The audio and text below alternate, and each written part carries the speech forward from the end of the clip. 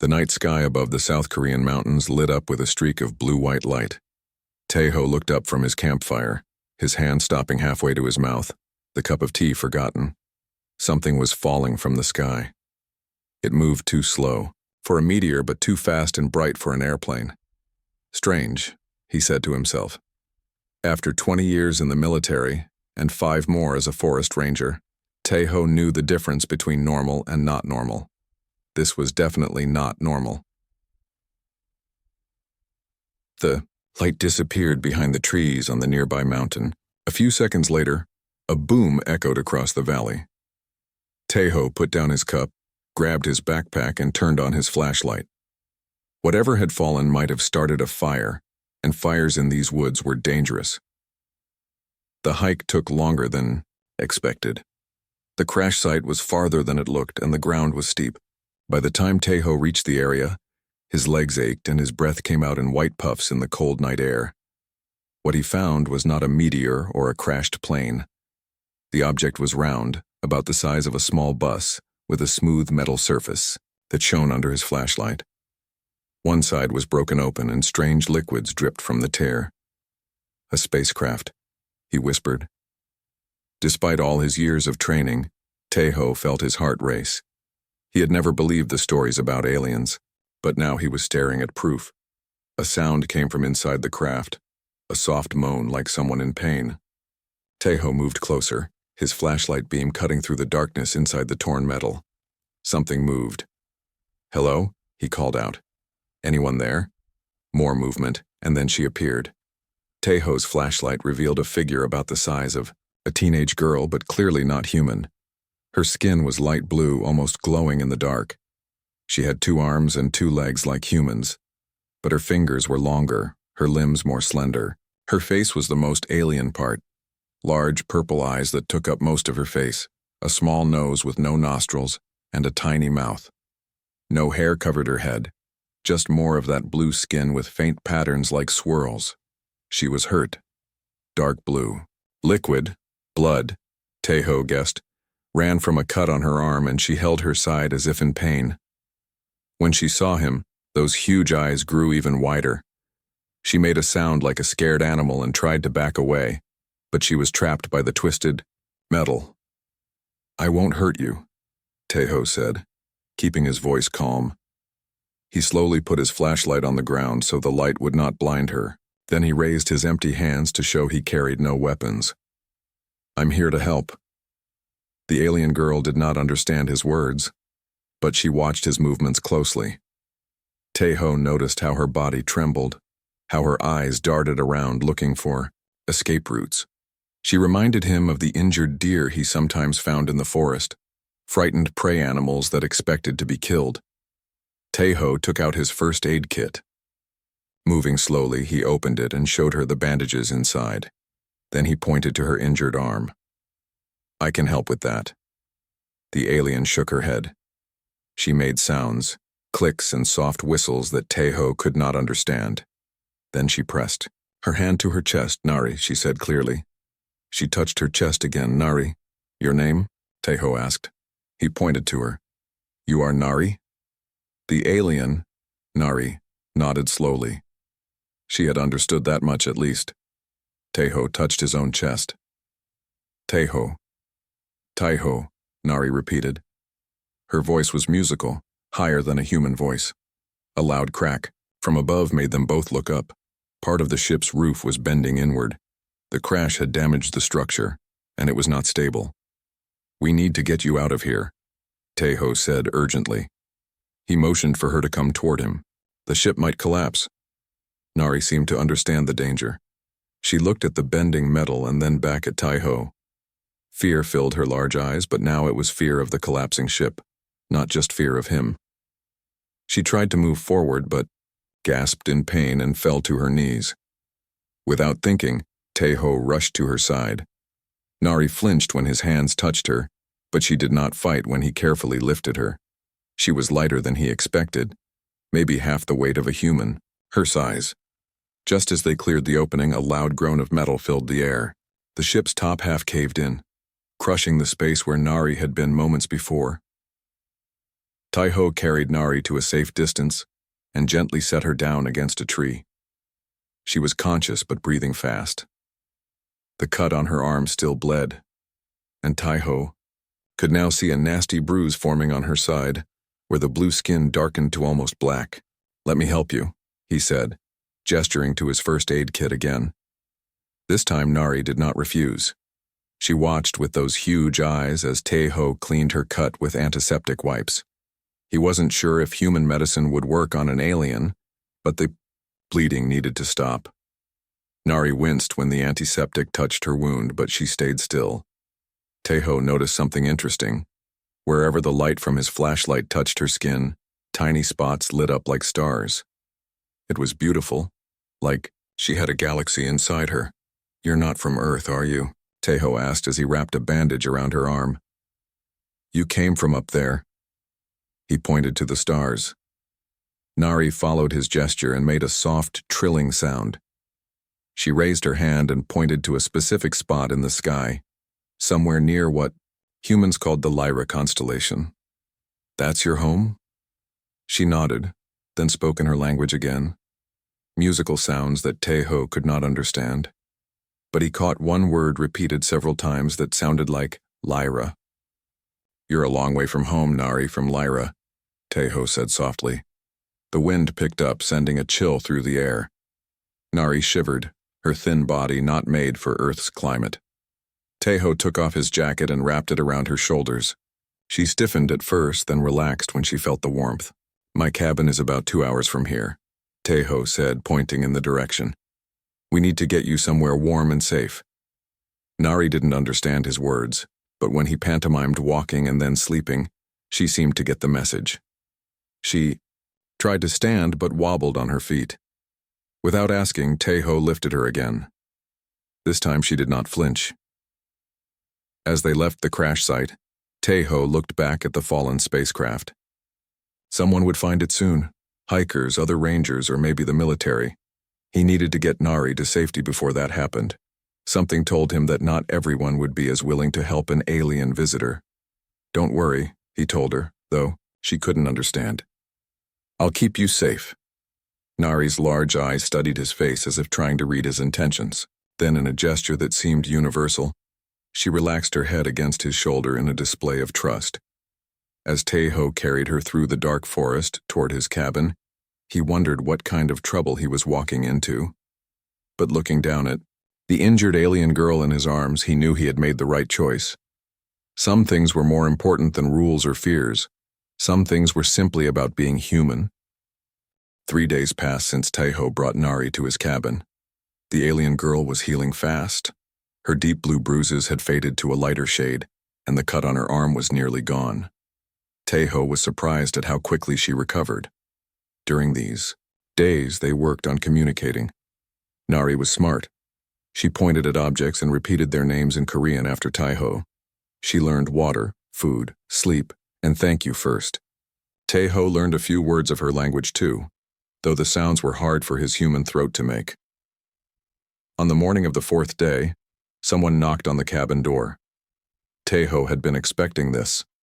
News of something falling from the sky must have spread. "Stay in the bedroom," he told Nari, using words and hand gestures. She nodded and quickly moved to the other room. When Tai-Ho opened the door, he found 2 people standing outside. A woman with short black hair and round glasses stood in front. Behind her was a tall man in a black suit. "Park Tai-Ho?" the woman asked. "Yes, I am Dr. Kim Hana, xenobiologist from Seoul National University." She held up an ID card. "This is Agent Lee Jin from the National Intelligence Service." The man nodded, but said nothing. "How can I help you?" Tai-Ho asked, though he knew why they were here. 3 nights ago, something crashed in these mountains, Dr. Kim said. "Satellite images show it was not a meteor. We believe you were in the area." Tai-Ho looked at them for a long moment. Then he stepped back from the door. "You better come in," he said. Inside, Dr. Kim looked around the cabin with sharp eyes. "Where is it?" she asked. "Where is what?" Tai-Ho replied. Agent Lee spoke for the first time. "The alien, we know it's here. Our sensors detected non-human life signs. As if on cue, the bedroom door opened. Nari stood there, her blue skin almost glowing in the dim light of the cabin. Her large purple eyes moved from Tai-Ho to the visitors. Dr. Kim gasped. "Amazing," she whispered. Agent Lee's hand moved toward his jacket where Tai-Ho guessed he kept a gun. "She's not dangerous," Tai-Ho said quickly. "Her name is Nari." Nari stepped forward slowly.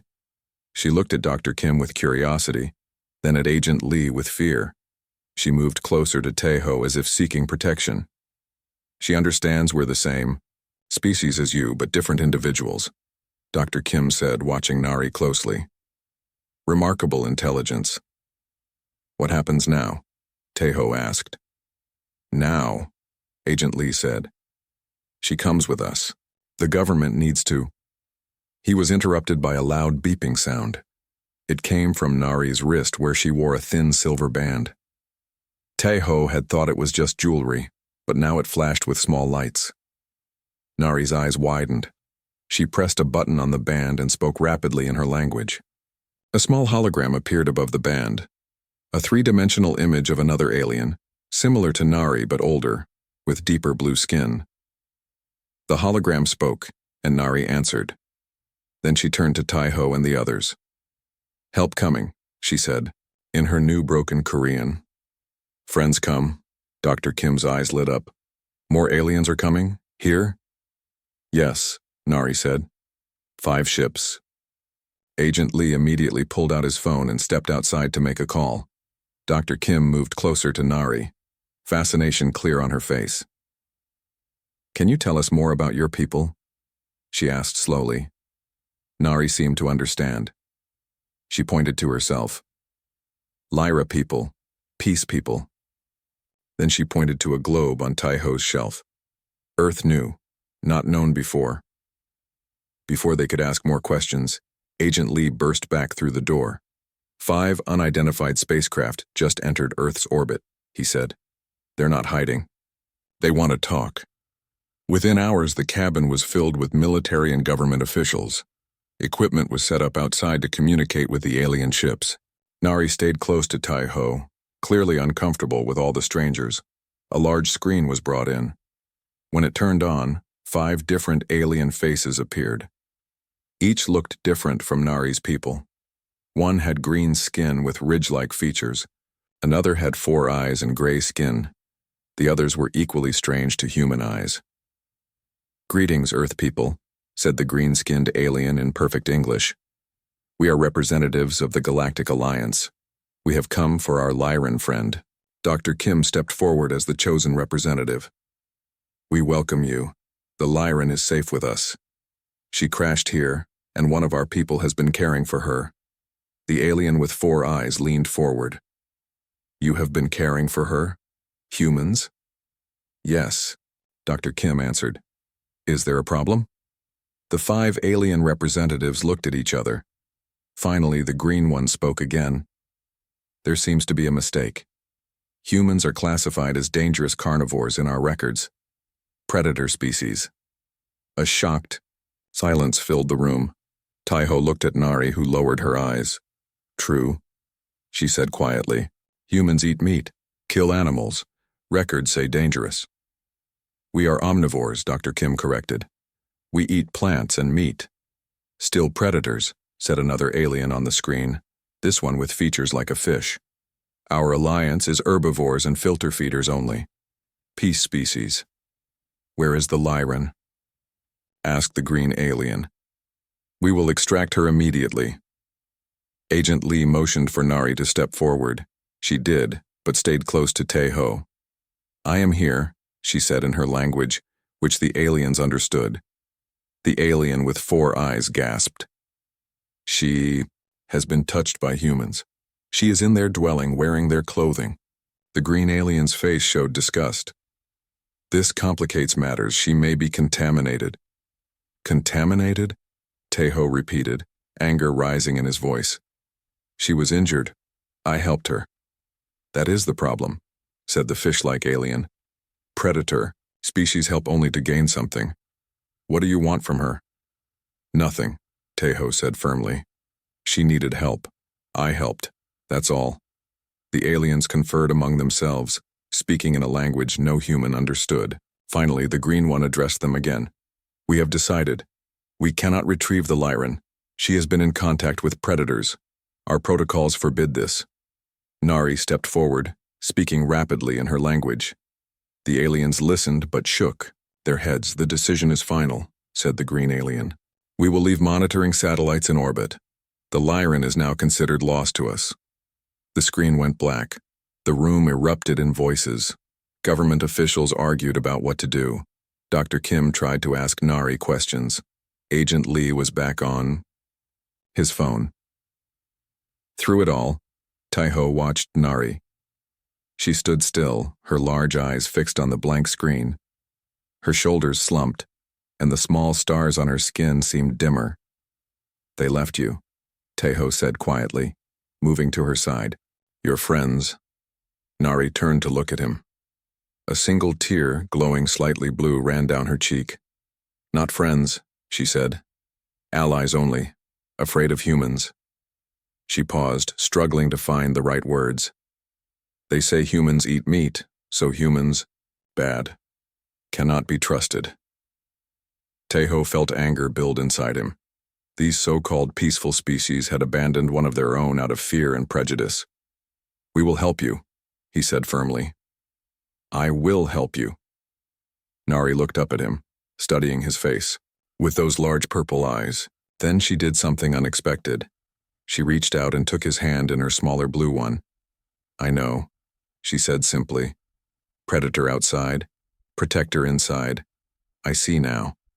Around them, humans argued about policies and procedures, dangers and opportunities.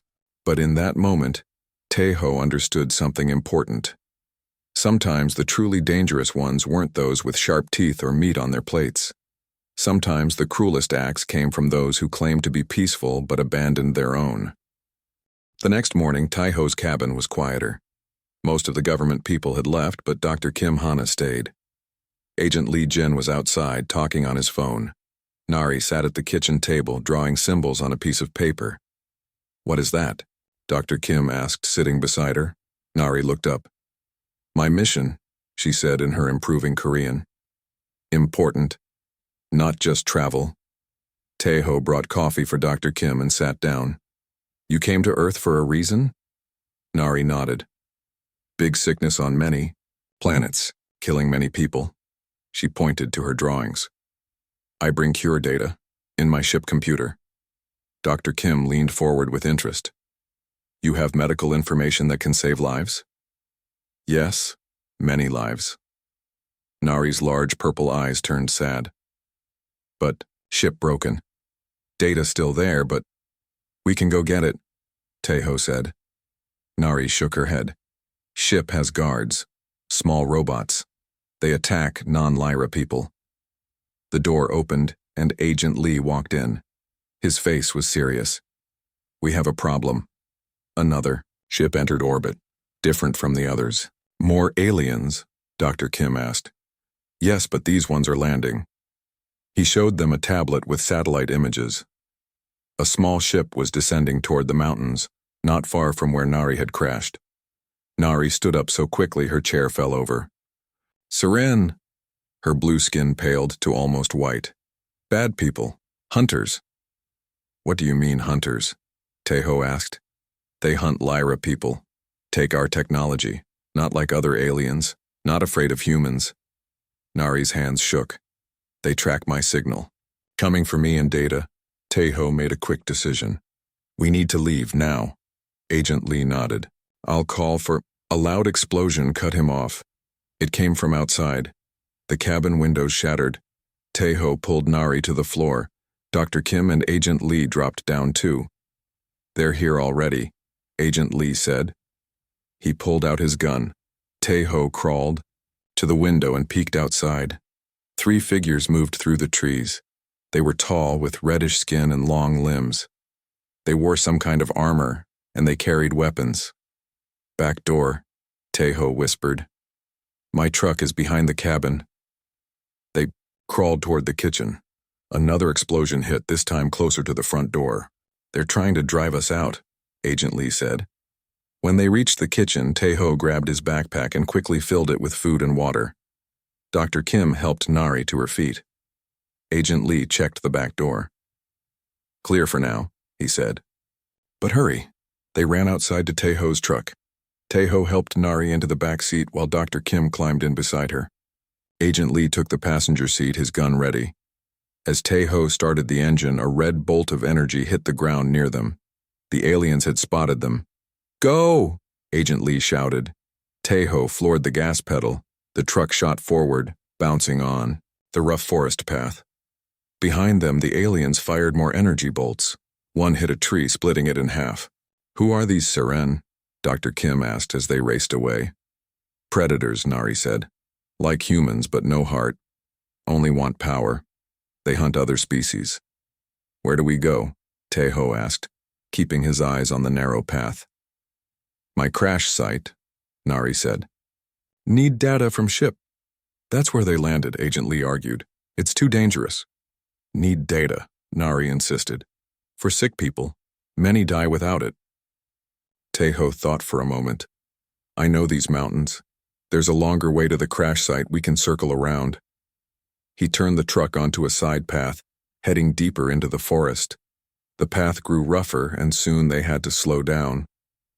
Called for backup, Agent Lee said. But it will take time. As they drove, Nari explained more about the Seren. They follow Lyra ships, steal our technology, kill if we fight back. Why does everyone think humans are dangerous but work with these Seren? Dr. Kim asked. Seren hide their nature, Nari said. Pretend to be peaceful. Humans honest about eating meat. She looked at Tae-ho. Honesty seen as threat. After an hour of driving on rough roads, Tae-ho stopped the truck. We go on foot from here, too many trees ahead. They got out and began hiking through the forest. Tae-ho led the way, with Nari close behind him. Dr. Kim followed, and Agent Lee took the rear, constantly checking behind them. How far to the crash site? Dr. Kim asked, out of breath. About 2 hours walking, Tae-ho answered. Up that ridge and down the other side. They walked in silence for a while. The forest was quiet except for bird sounds and their footsteps on dry leaves. Suddenly, Agent Lee raised his hand. Stop, listen. They all froze. At first, Tae-ho heard nothing. Then he caught it. A faint humming sound, like machinery. It was coming from ahead of them. Seren flyers, Nari whispered. Small flying machines. They search for us. Down, Tae-ho ordered. They all dropped to the ground, hiding among fallen logs and bushes. A small disc-shaped object flew over them, making the humming sound. It had a glowing red light on the bottom that swept back and forth across the ground. It passed without spotting them and disappeared among the trees. They're searching the whole area, Agent Lee said. We need to move faster. They continued more carefully now, stopping whenever they heard the humming of a search flyer. The sun began to set, making the forest darker. Rest, Tae-ho said, pointing to a small cave formed by fallen rocks. Eat something, then continue. Inside the small cave, they sat close together. Tae-ho shared the food he had packed. Nari ate some dried fruit but refused the beef jerky. Sorry, she said, looking at the meat. We not eat animals. It's okay, Tae-ho said with a smile. More for me. As they rested, Agent Lee's phone buzzed. He checked it and his eyes widened. What is it? Dr. Kim asked. A friend is coming to help us, my old army buddy, Kang Jun. He's bringing weapons and supplies. Weapons. Good, Nari said. Seren have strong armor. Normal guns don't work well. Where do we meet him? Tae-ho asked. Agent Lee showed him the location on his phone map. About 1 hour from here, he'll wait for us. After eating and resting, they continued their journey. The forest grew darker as night fell completely. Tae-ho used his flashlight to guide them, keeping the beam pointed down to avoid being seen from a distance. They heard more Seren flyers, but the darkness helped hide them. After walking for another hour, they reached a small clearing where a man waited beside a military jeep. Jin, the man called softly. Jun, Agent Lee replied, relief in his voice. Kang Jun was a stocky man with a serious face. He wore simple civilian clothes, but Taiho could tell he was military by his posture. He stared at Nari with wide eyes. "So it's true," he said. "Aliens. This is Nari," Taiho introduced her. "She needs our help." "And these aliens hunting her?" June asked, opening the back of his jeep to reveal several weapons. "What do they look like?" "Tall, red skin, long arms and legs," Agent Lee said. June nodded. "I saw them. They have a camp at the crash site, at least 10 of them." Nari looked worried. "Too many. Too dangerous." "We have no choice," Taiho said. "We need that data from your ship." "The government is split on this," June told them as he handed out weapons. "Some want to help Nari. Others want to make a deal with these Seren aliens." "Make a deal?" Dr. Kim asked, shocked. "They attacked us." "They offer technology," June explained.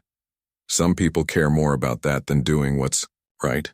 Taiho checked the rifle June gave him. It had been years since he held a weapon, but his hands remembered. "We go tonight," he decided. "Dark is good for us, bad for them." Nari looked at the humans around her. Taiho, the forest ranger, Dr. Kim, the scientist, Agent Lee, and June, the soldiers, all of them ready to fight for her. Her large eyes showed surprise, then gratitude. "Why help me?" she asked. "Your people don't know my people. No reason to fight." Taiho looked at her. "We have a reason. It's right." "That's what your allies don't understand about humans," Dr. Kim added. "Yes, we can be predators. But we protect those who need help." "And right now," June said, checking his weapon, "we're hunting the hunters." The moon was half full as they moved through the dark forest. Taiho led the way with Nari close behind him.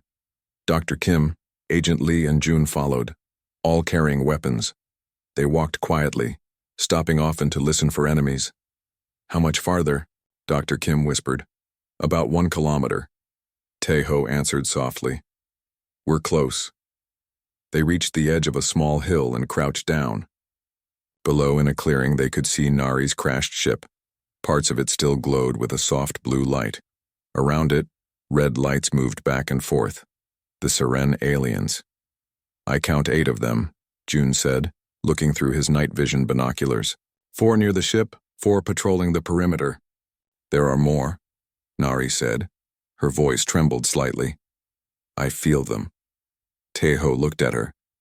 "You can feel them?" Nari touched her head. "Lyra people sense others. Not strong like real mind reading, just presence." "How many?" Agent Lee asked. "At least 12, Nari replied. "Too many." June checked his watch. "My team is still 3 hours away. We can't wait." "We need a plan," Taiho said. He looked at Nari. "Where exactly is the data in your ship?" "Main computer, center of ship." She drew a quick map in the dirt. "Here, but ship guards will attack humans." "Guards?" Dr. Kim asked. "Small robots.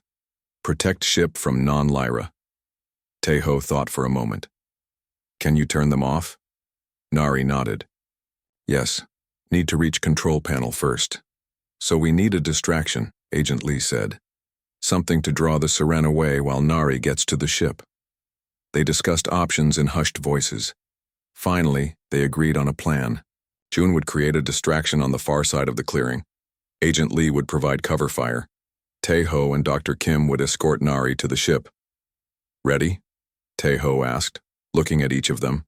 They all nodded, faces serious in the moonlight. June moved away, circling through the trees to reach the other side of the clearing. They waited, tense and silent, until they saw a flash of light and heard a loud explosion. June had set off a small explosive charge. Just as they hoped, most of the Seren turned toward the noise. Several ran in that direction. "Now," Taiho whispered. They moved down the hill, staying low in the tall grass. Agent Lee took position behind a fallen tree, his rifle ready. Taiho, Dr. Kim, and Nari ran toward the ship. They were halfway there when a Seren spotted them. The alien was tall with reddish skin and 4 arms. It raised a weapon and fired. A bolt of energy hit the ground near them, sending dirt flying. Agent Lee fired back. His bullet hit the Siren but seemed to do little damage. The alien turned toward him. "Keep going," Tai-Ho urged, pulling Nari forward. More energy bolts flew around them. One hit Dr. Kim in the leg. She fell with a cry of pain. "Hana!" Tai-Ho stopped to help her. "Go!" Dr. Kim shouted. "Get Nari to the ship. I'll be fine." Tai-Ho hesitated, then made a quick decision. He picked up Dr. Kim and carried her while still moving forward. Nari ran ahead, now just meters from her ship. A Siren jumped in front of them, blocking their path. Its red eyes glowed in the dark. It spoke in a harsh language that sounded like grinding stones. "He says, 'Give up,'" Nari translated, her voice shaking. "Says we die now." The Siren raised its weapon. Tai-Ho, still carrying Dr. Kim, couldn't reach his gun. They were trapped. Suddenly, a shot rang out from the forest. The Siren fell forward, dark blood pouring from its head. Tai-Ho looked toward the trees but saw nothing. "Someone's helping us," he said, surprised. They didn't wait to find out who. They reached the ship, and Nari quickly moved to a small panel, hidden in the broken hull. She pressed her hand against it, and a section of the ship slid open. "Hurry," she said. Tai-Ho carried Dr. Kim inside. The interior was cramped but glowed with the same soft blue light as Nari's skin. Strange symbols covered the walls. Nari moved to a control panel. She pressed several buttons and the symbols changed color. "Ship guards off," she said. "Safe now." Dr. Kim winced in pain. Her leg was bleeding where the energy bolt had hit her. Tai-Ho set her down gently and examined the wound. "It's not too deep," he told her, "but it needs treatment." Outside, they could hear gunfire and shouts. Agent Lee and June were still fighting. "The data," Nari reminded them. She moved to another panel and placed her hand on it. A small compartment opened, revealing a crystal-like object that glowed with swirling colors. "Here, cure data." She carefully took the crystal and placed it in a small pouch at her waist. "Now we go. Quick." More shots echoed outside. But these sounded different. Regular guns, not Siren weapons. Many guns. "What's happening?" Dr. Kim asked, trying to stand despite her injured leg. Tai-Ho helped her up. "I don't know, but we need to move." They headed for the exit. Before they reached it, Agent Lee appeared at the opening. "You won't believe this," he said, his face showing shock. "Come see." They followed him outside. What they saw made them stop. In surprise, the clearing was full of people. Local villagers, hikers, forest workers, ordinary people with hunting rifles and shotguns. They had formed a line between the ship and the Siren. Behind them, several police officers and even a few soldiers had taken positions. The Siren were backing away, outnumbered. "What is this?" Tai-Ho asked in amazement. An older man stepped forward. Tai-Ho recognized him as the village elder from the nearest town. "We heard about the alien girl," the old man said. "How her own people abandoned her. How these red monsters hunt her." He gestured to the people behind him. "We decided to help." "But how did you know we were here?" Dr. Kim asked.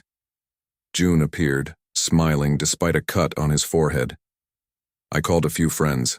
They called a few more. Word spreads fast." Nari looked at the humans who had come to help her, strangers who didn't even know her. Her large purple eyes filled with glowing blue tears. "Why?"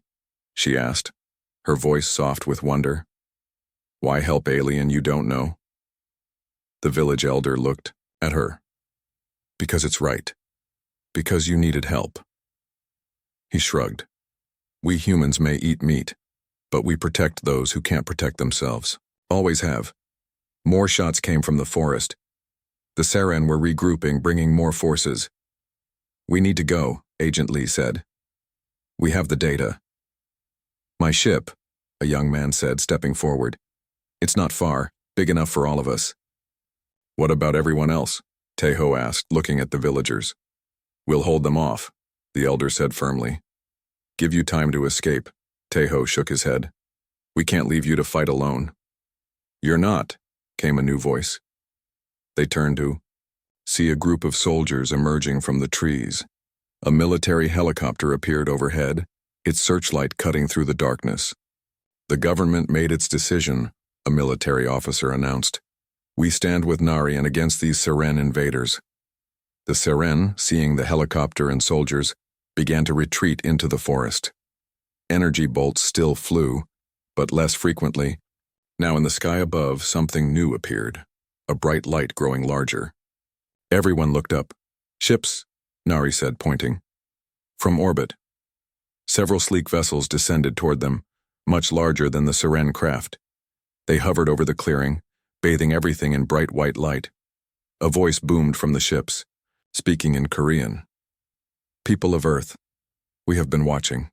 We have seen what humans do when faced with a choice. We have reconsidered our judgment." Taiho looked at Nari. "Your people? The ones who abandoned you?" Nari nodded, her face showing mixed emotions. "The Alliance, they watched all this time," the voice continued. "We will transport the Lyran and her human protectors to safety. The medical data must reach those who need it." A beam of light shot down from one of the ships, creating a circle of light near them. "They want us to step into the light," Nari explained. Agent Lee looked suspicious. "Can we trust them? They abandoned you before." "They fear the Seren too," Nari said. "Need the data I have. We'll help now." Taeho looked at Dr. Kim, who still leaned on him for support. "What do you think?" Dr. Kim smiled through her pain. "I think we've come too far to stop now. Besides, I've always wanted to see a spaceship up close." Together they moved toward the circle of light. Taeho helped Dr. Kim, while Agent Lee and June covered their backs. Nari led the way. Before stepping into the light, Nari turned to look at the people who had come to her aid. The villagers, hikers, police, and soldiers. Humans who had risked their lives for an alien they didn't know. "Thank you," she said, her voice carrying across the clearing. "We'll not forget Earth people, true protectors." Then the light grew brighter, and they felt themselves rising into the air, toward the waiting ships and the stars beyond. The light faded, and Taeho found himself standing in a large room with smooth white walls. Dr. Kim was beside him, still leaning on his arm for support. Agent Lee, June, and Nari were there too, all looking around in wonder. "We are on Alliance ship," Nari said, her voice filled with mixed emotions. A door slid open and 3 aliens entered. One was the green-skinned alien they had seen on the screen. The second had 4 eyes and gray skin. The third was similar to Nari but older, with deeper blue skin marked with silver patterns. "I am Ambassador Vela," said the older Lyran, speaking Korean with a musical accent. "Welcome to our vessel." Taeho nodded but remained cautious. "Why help us now? You abandoned Nari before." Ambassador Vela looked down, a gesture of shame. "We were wrong. Our fear of predator species blinded us." The green alien stepped forward. "I am Counselor Thalo of the Florian people. We have observed your actions. You protected one not of your kind at risk to yourselves." "Of course we did," Dr. Kim said, wincing slightly as she shifted her weight off her injured leg. She needed help. The 4-eyed alien tilted its head in curiosity. "Yet, you are predators. You consume other creatures. Being a predator doesn't make us cruel," Taeho replied firmly. "And being a plant eater doesn't make you kind, as we saw." Ambassador Vela nodded slowly. "A wise observation. We have much to learn from humans, it seems." A medical team entered. More blue-skinned Lyrans, they moved to Dr. Kim and helped her to a floating bed. "We will heal your wound," one said. "Our medicine works on humans." As they took Dr. Kim away for treatment, Nari stepped forward and presented the crystal data storage to Ambassador Vela. "The cure data," she said formally. "For the sickness." Ambassador Vela took it with reverence. "Many lives will be saved because of your bravery, young one." The ambassador looked at the humans. "And because of these humans who helped you when we would not." Counselor Thalo gestured for them to follow. Come, the Alliance Council wishes to speak with you. They were led through corridors of white and silver to a large circular room. In the center was a round table with seats for many different body types. Screens on the walls showed stars and planets, including Earth, beautiful and blue.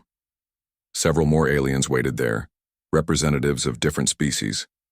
All watched the humans with curious eyes.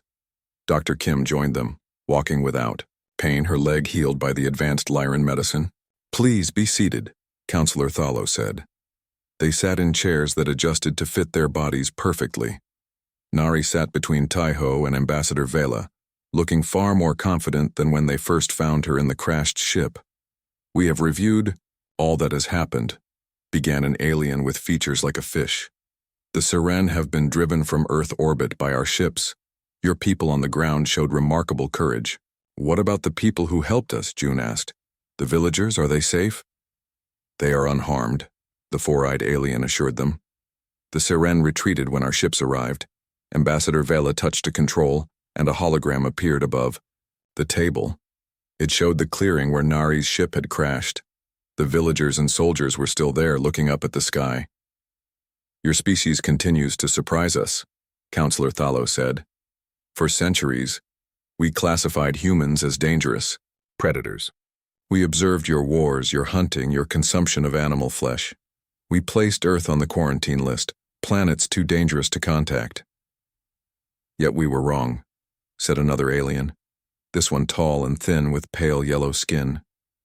We judged based on biology, not character. Taiho looked at them all. You abandoned Nari because we eat meat, but when she was in danger, who protected her? Not her herbivore allies. Humans did. Yes, Ambassador Vela admitted. This truth has shaken the foundations of our alliance. We must reassess many things. Nari spoke up, her voice stronger and more confident than before. I request to be Earth's ambassador.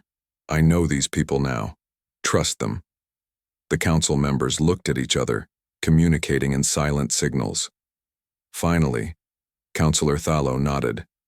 Granted, you will be the first official ambassador to Earth. He turned to the humans. If your leaders agree. Agent Lee smiled. I think they will. After everything that's happened, Earth is ready to join your galactic community. But on equal terms, Taiho added firmly. Not as dangerous predators to be feared, but as protectors to be respected. Ambassador Vela stood. We have prepared a formal statement of apology to Earth and an invitation to join the Alliance as full members. She smiled, an expression she had clearly learned from watching. Humans. With a special classification. What classification? Dr. Kim asked.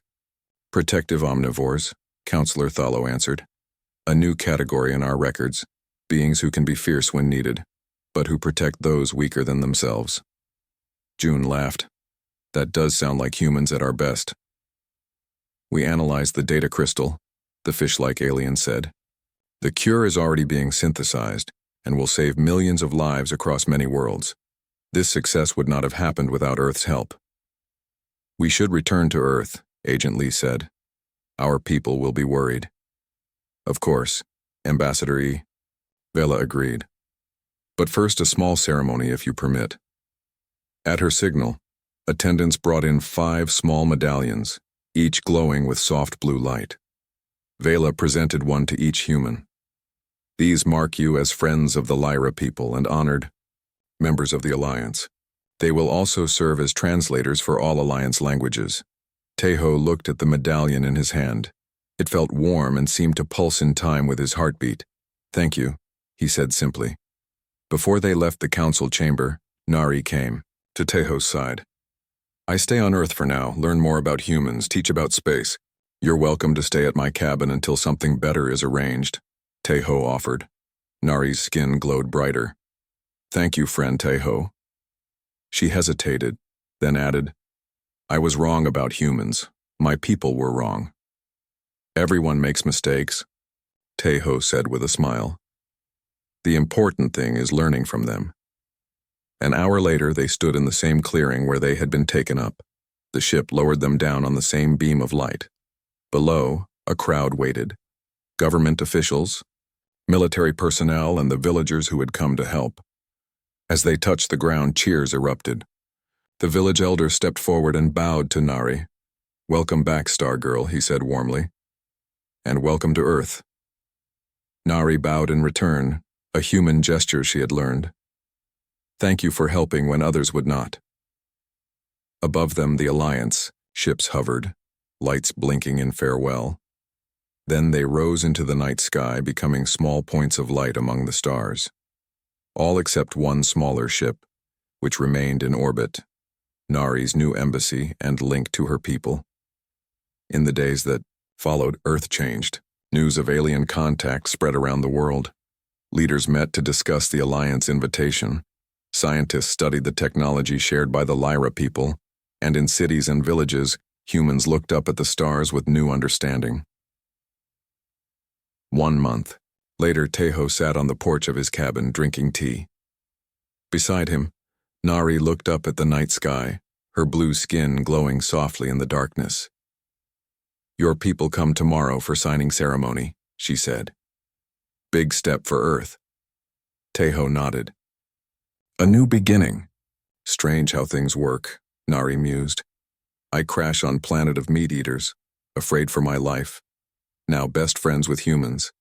My people change their view of yours." "Sometimes we need to look beyond what someone is," Tejo said, "to see who they are." Nari smiled, a perfect human expression now. "Yes? Not predator or prey that matters. Heart matters." They sat in comfortable silence, human and alien, watching the stars together. Above them, more Alliance ships arrived for tomorrow's ceremony, their lights moving across the sky like new constellations.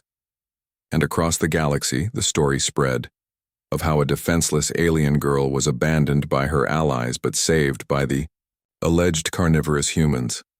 A story that changed how species saw each other.